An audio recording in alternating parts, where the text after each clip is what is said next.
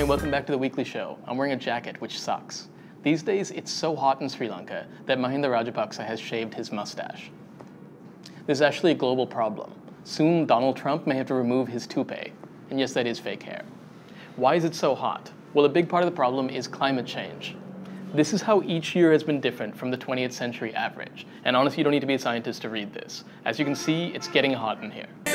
So take off all your clothes. I am getting so hot, I wanna take my clothes off. Nelly told us about climate change in 2002. But unfortunately, taking off all our clothes has not worked in controlled experiments.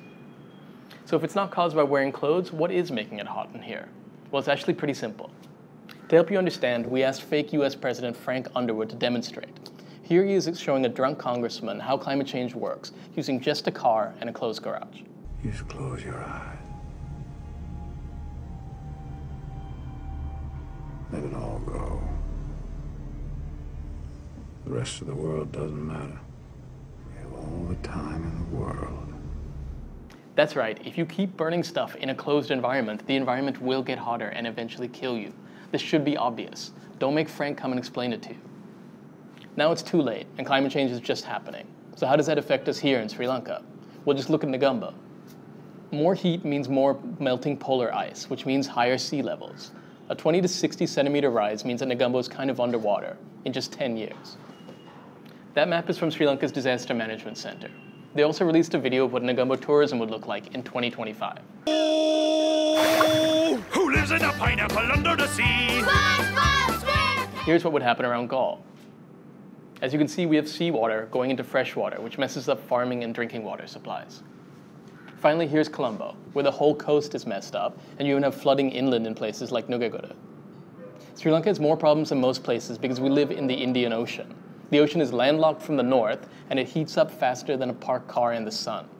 It's getting so hot that it's killing plankton, which kills fish, which means less malupang for everyone. This heat is more than just uncomfortable.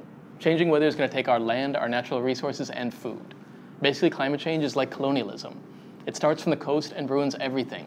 And once again, it's mostly foreigners that are to blame. Over 65% of emissions are from 5 countries. It's like the Olympics of assholes. Here they are. The gold medal goes to China. They have 28% of greenhouse gas emissions. That's the gassiest country of all.